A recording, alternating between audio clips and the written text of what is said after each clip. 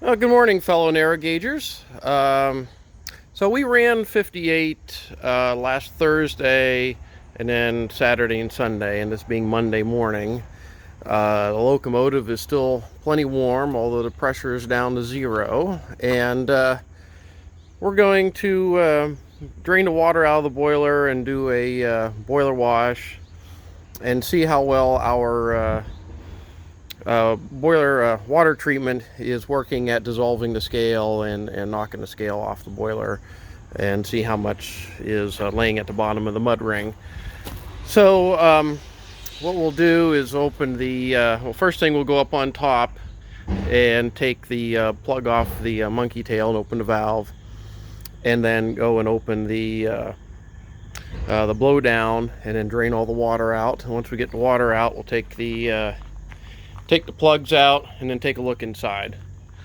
The locomotive ran very well over the weekend. We had several of our crew members out, and I wanted to make sure that everybody had an ample opportunity to run the locomotive as much as possible to get as much operating training as we could. So we ran all day, both days, just back and forth on the little bit of track that we have, with about a half dozen people here. One thing I wanted to kind of point out is, now you can see right here this little line of cinders. When the boiler is hot, it expands out to that point. Now it's shrunk back in a little bit, and once we get the water out and it resumes room temperature again, it'll shrink in a little bit more. So these bolts are over oval-shaped holes in this angle, which allows us to move, for the boiler to move back and forth as it expands and contracts. So yeah, the boiler moves around quite a bit, and is one of the reasons why it's not attached to anything else in the locomotive. When Porter built it, they had brackets that came from the bottom of the tank to the boiler shell, and that supported the tank, and we replaced that with these supports, which basically makes the tank doesn't touch the boiler at all anymore. The only thing that touches the boiler, except for at the front end, is any of the piping that's attached to the rear end. Let's see, we got anything else going on here? Oh, so that hill that we built, the last 30 feet of it or so, is on a pretty much on a curve, and we measured it as a 5% grade. That's quite a bit. We slipped the drivers a few times going up there as we're trying to figure out how to operate up the hill. I think we're going to have to actually install the front sanders. These are just dummies for now, but I think we're going to go through and refabricate new sanders and the piping and all that, so that we can sand the front axle. It'll be needed going up that hill, especially if if it's wet, or you've got a little bit of overflow out of the injectors, gets the rail wet, and you come up there and you don't have exactly the right speed to carry you through, and you slip the drivers a little bit. So we're gonna add that option on the 58 here. So what we'll do next is, in the video here, I took a bunch of short takes of the engine running over the weekend, so we'll play those now, and then when we come back, we'll start with the doing the boiler washout.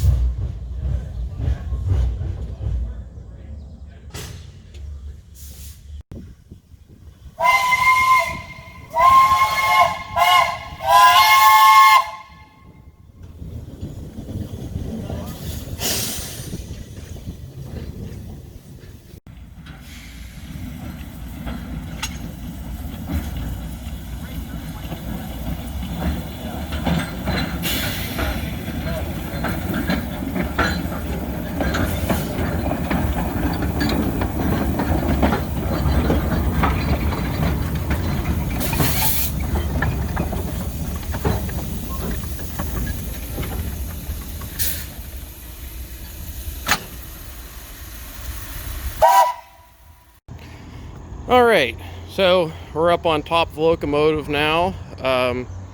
We're going to take this plug out and open the valve here so that we have a vent for when we drain the water out. There is no pressure left in the boiler. It's took the whistle off, but so that's open to atmosphere. All right.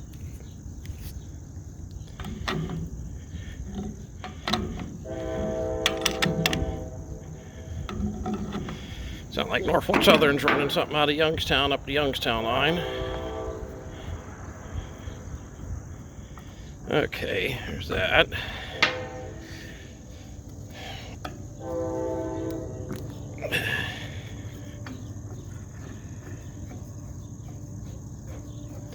Okay, we now have our vent open. Incredibly important. Because you aren't going to get much water out of it if it can't put air back in. So this valve here is basically for purposes like this, if you need a vent at the top of the boiler. Also, we add the water treatment through here. As an aside, yes, this is an official Erie Railroad monkey wrench made by, I don't know if you can see it, the You Want a Wrench Company from Meadville, Pennsylvania. I've got two of these. This is the big one and a small one. I saw it was on eBay. I just couldn't pass them up. The You Want a Wrench Company. Back in 1909 or something, I saw an ad in a trade publication where they were advertising these for keeping on locomotives, which is exactly what we're doing with it. I've not figured out where that company was at in Meadville, whatever happened to them or anything. They seem to have disappeared as fast as they showed up, but a little bit of history we keep on the engine. All right, we're here in the front left corner of the firebox. This is the blowdown. So I've got a gate valve, 2-inch gate valve here, and a secondary ball valve. We do have the original everlasting quick open blowdown valve that I think while I've got the water out of it, I'm going to install it. We had it rebuilt, and we'll take this out, put the everlasting in. It'll have a handle that goes up into the cab so you can blow down from inside the cab. However, I have this secondary ball valve. This is a safety in case this thing leaks, something happens to it. You know, this is always closed as well, so it'll also hold the pressure. I do this just as a safety. This gives me a little bit more peace of mind to have two valves instead of having, you know, potential problem with one valve, and then, you know, something happens to it and you can't get it to close completely, and then you're draining all your water out and there's nothing you can do. Having a second valve prevents that. All right, so we'll start draining the water out. All right, well, we'll let this run for a couple of minutes here and drain the water out, and then we'll take the washout plugs out. All right, now that the water's out, let's take this first plug out, take a look inside. Oh, she's on there pretty tight. There we go.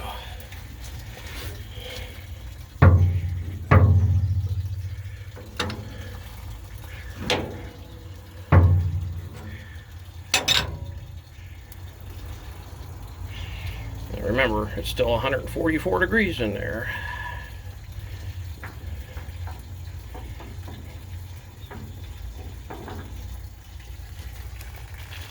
Alright, I'm going to go take the other three out, and then I'll show you what we found. Alright, we're ready to do the washout. I have our Ryobi 1600 PSI electric pressure washer. We're just taking water out of the tank. I don't know how much is in there, but we'll use it up for washing out the boiler.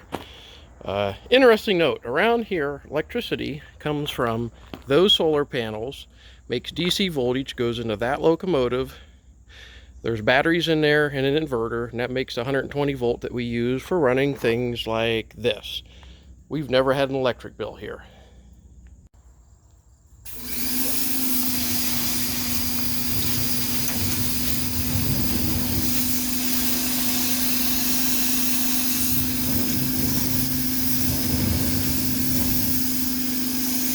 we're getting some scale out of there. That looks pretty good.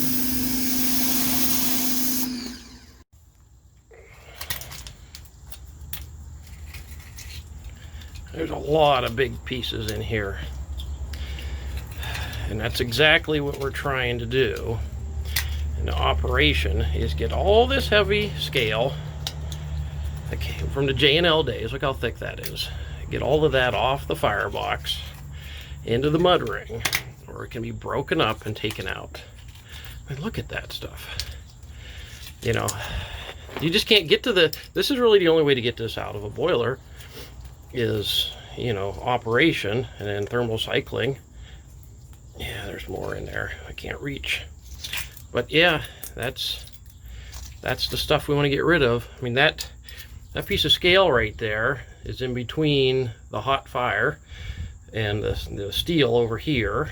Fire over here, steel, then this, and then your water. So you're not transmitting very much heat at all through that. So you got to get rid of all that stuff. And I have a feeling there's quite a bit in here on the bottom to be taken out. Well, this is not all of it, but this is a good percentage of the scale that was in the mud ring. All right, so I put the camera down and pressure washed as much as I could.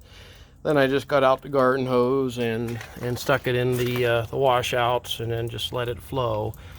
And we got a heck of a lot of scale out of there, twice as much as I showed you earlier. So yeah, this is working. I mean, the last time we did a boiler washout, you know, we cleaned it out, cleaned everything out as much as we could. There was nothing left in there, so all that we're seeing is new. So I think every time that we run this, it's going to keep knocking the scale out, and eventually we'll have a fairly clean boiler. You really can't see all that much in there. Yeah, can hardly see anything with this cell phone camera. But so at any rate, that's pretty much how we do the boiler washout. Now I went through and I washed the whole locomotive down. She's rather wet right now, but it's going to be in the upper 80s today, dry, no rain. So I'm just going to leave her sit outside and dry in the air, and then put her back in the engine house and put the plugs back in later on, and she'll be ready for the next steam up.